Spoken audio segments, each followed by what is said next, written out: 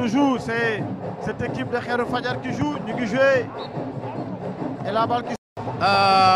L'équipe de Tongor, pour le moment, domine la partie. Il y a une domination outrageuse de l'équipe de Tongor. C'est pour cela qu'ils sont acculés. Ils sont acculés. Et là, le gardien est obligé d'intervenir pour ne pas encaisser de but. Et là, Mbaye, nous allons suivre ce coup franc intéressant. Un coup franc extrêmement dangereux qui me rappelle d'ailleurs les coups francs de Michel Platini. Et là, l'arbitre Lamine Ngom est en train de s'expliquer avec les joueurs de l'ASC Tongor pour leur dire de respecter la distance. Mais il est en train également de s'expliquer avec les joueurs de Khairou Fadiar pour leur dire de respecter la distance réglementaire qui est de 9 m 15 Mbaye. Une distance de 9 m 15, un coup franc qui sera tiré par le spécialiste maison Serigne Ismaïla Diagne. On me souffle qu'il en a marqué 3 à 4 lors des phases de poule. Serigne Ismaïla qui s'élance, qui frappe. Et c'est le but! C'est le but! Voilà l'ouverture. Et je pense, Moustapha, que Youssoufa a voulu jouer un peu.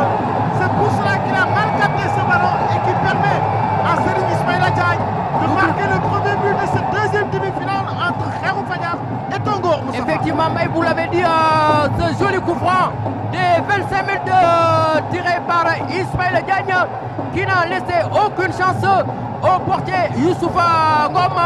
Vraiment, le gardien est resté débutatif sur sa ligne de but, permettant à l'équipe de Tongor d'ouvrir le score au grand bonheur des supporters de Tongor qui sont ici présents, qui chantent actuellement, qui dansent, qui sont contents. Et bien, vous l'avez dit tout à l'heure, puisqu'il est coutumier des faits, il en a marqué 3 et aujourd'hui, c'est le 21% qu'il a marqué. Serigne Ismaïla Diagne qui permet à l'ASC Tongor de mener 1 but à 0 et dans la foulée de chauffer les supporters de cette même équipe à continuer les battements de tam-tam qui me rappelle cette grande récitation en étant jeune. Saute Beldiguen, c'est le tam-tam des arêtes qui t'appelle. Ah, ben, je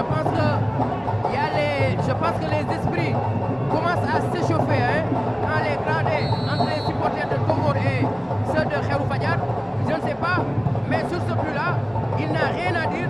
Il n'y a pas de contestation. C'est un but valable, clair. Donc maintenant, je pense que l'esprit fair play va prévaloir. Et là, on s'aperçoit que Serigne Mbaye Sylla daanu na ci pelouse bi dafa mel dafa am ku ko laal waaye nag xam nga nawetaan yëpp ci la bokk soo dugalee but et qui joue directement pour Aziz Fall. Aziz qui redonne à Youssoufa. Youssoufa, longue balle de Youssoufa. Et l'arbitre Lamine Ngom qui joue ci biir match bi la bokk. Ballon et gis nga Moustapha Omar Sylla mu ngi yuuxu ki nga xamante ne bii moom mooy gardien bi Youssoufa Ngom def fi nga war a def bal bi defoo ko et joue simple. Ça va nous permettre d'être rassurés et de pouvoir dugal bi pour mën a ñëwaat ci biir match bi.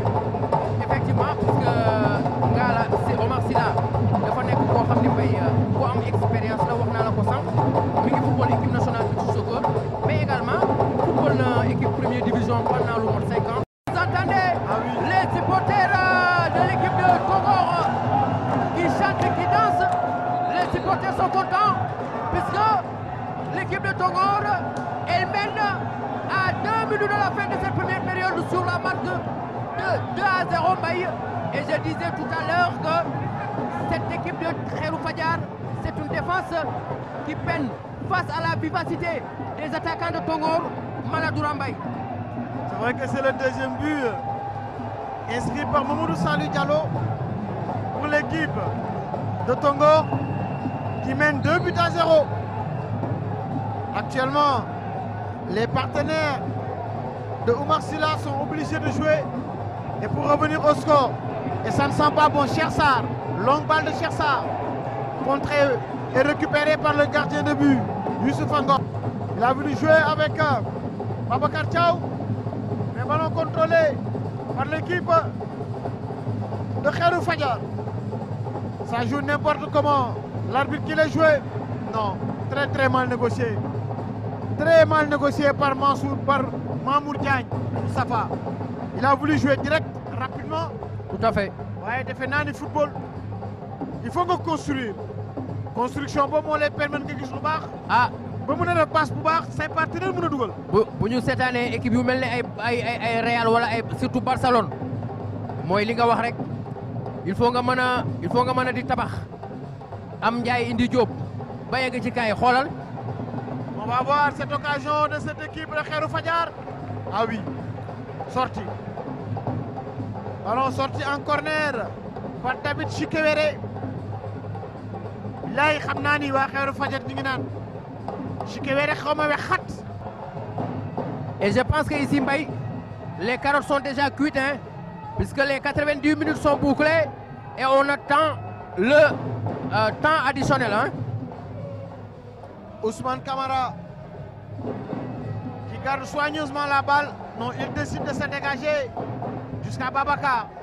Babacar qui sauve la touche et joue derrière pour David Chikewere. David Chikewere pour son capitaine. Récupéré par cette équipe de Tongor. On va suivre cette contre-attaque. Très mal dégagée par le gardien de but de Khairou Fadiar. On va suivre cette action. Il n'y a pas de faute. Il essaie de tenter le lob. Mais Aziz Fall est là. Aziz Fall est là et donne à Djallay Wad de se dégager. Ballon pour cette équipe de Khairou Fadiar. Pas pour longtemps. Récupéré par Pape Alioune Ndiaye. Pape Alioune qui perd la balle. Récupéré par Abdoulaye Dia. Abdoulaye qui joue pour son capitaine Oumar Silla. Oumar a une touche de balle devant pour l'Imamou Kodé Thiaw. L'Imamou, c'est le gardien Ousmane Kane de Tongor qui récupère tranquillement la balle et donne à son défenseur David Chikewere Michak. David Chikewere qui se dégage jusqu'à Ababakar Sader. Ballon sorti de la tête par Dial, pas pour longtemps, en profondeur et c'est la fin du match. L'ASC Tongor est qualifié pour la finale de la zone 6 de Yoff en battant Khairou Fadiar 2-0. Moustapha, 2 buts marqués en première mi-temps par Serigne Ismaïla Diagne sur un magnifique coup franc et par le numéro 12 Mamadou Salou Diallo qui permet à cette équipe de l'ASC Tongor de se qualifier pour la finale.